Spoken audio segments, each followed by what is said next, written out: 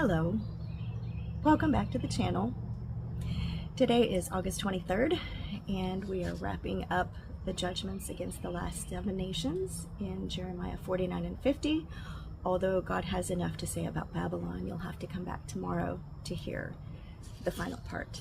If you look at a map all around Israel, God is methodically going through every nation surrounding Israel. He has kept track of how they have treated his people, and he is balancing the scales. He is a God of justice.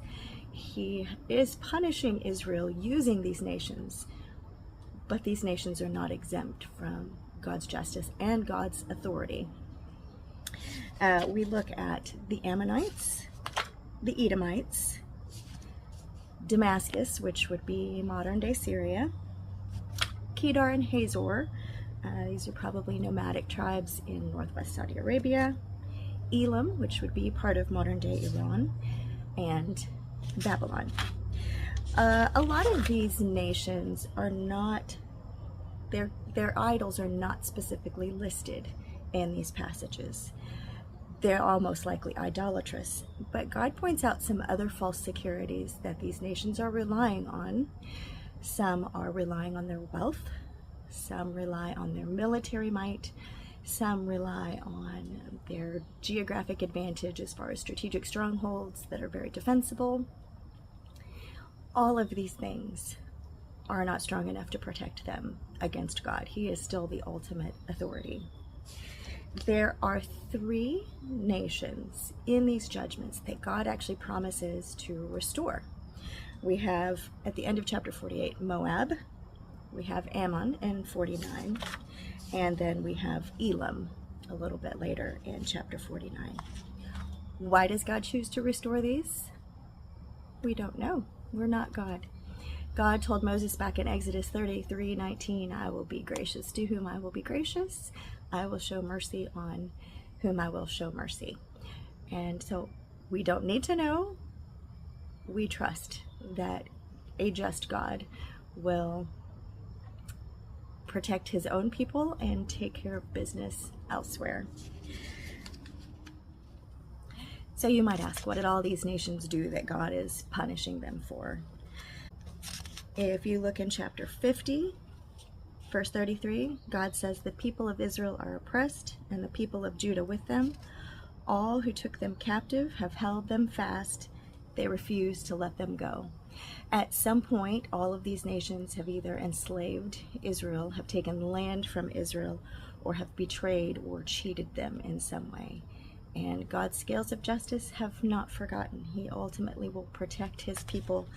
In fact, in the beginning of chapter 50, if you look in verse 4, it says, in those days and in that time, declares the Lord, the people of Israel and the people of Judah shall come together, weeping as they come, and they shall seek the Lord their God. They shall ask the way to Zion with faces turned toward it, saying, come, let us join ourselves to the Lord in an everlasting covenant that will never be forgotten. His judgment and then his promised restoration gets him what he has desired this whole time. He wants a people who will worship him and acknowledge that he is their God.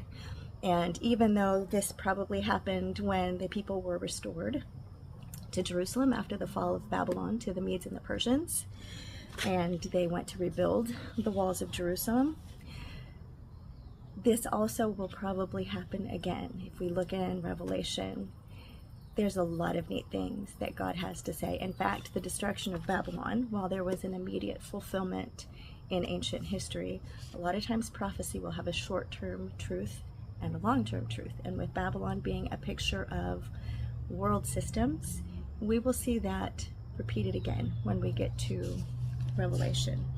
God hasn't changed. And ultimately, people don't change. World systems will change, but people don't.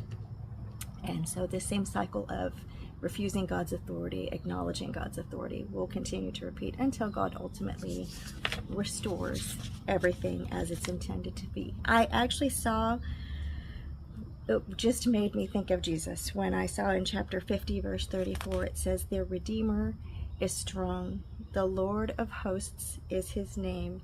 He will surely plead their cause. This looks like our intercessor. This is Jesus, who came in person to complete the redemption that we could never have done alone. What a beautiful picture of God's plan for us. There's a verse that God repeats twice, once in Jeremiah 49:20 and once in Jeremiah 50:44. He says, "For who is like me? Who will summon me? What shepherd can stand before me?" God is authority. You don't have to worship him or agree with him, but that does not change the fact that he is the ultimate authority over the entire world, over our universe, over all world systems, all rulers. He knows every single person by name, and he is a God of justice. There are so many nations in here that have pridefully come against God and against his people. And God says in Jeremiah 50, verse 32, "The proud one shall stumble and fall." Nothing that raises itself against God will be victorious. It makes me think of the song that says, "What gift of grace is Jesus my Redeemer?" We would all be subject to the same judgment without a God who sent Christ to redeem us from the covenant that we've broken, that we could never make right alone. All these judgments that fall because of a just God. But there's also a God who's preserving his remnant and has a plan for them. In fact, in Acts 2, verses 9 and 10, we see one of these nations that's judged, the nation of Elam, listed on the day of Pentecost when the gospel is proclaimed to all the nations going out. Isn't God a good God?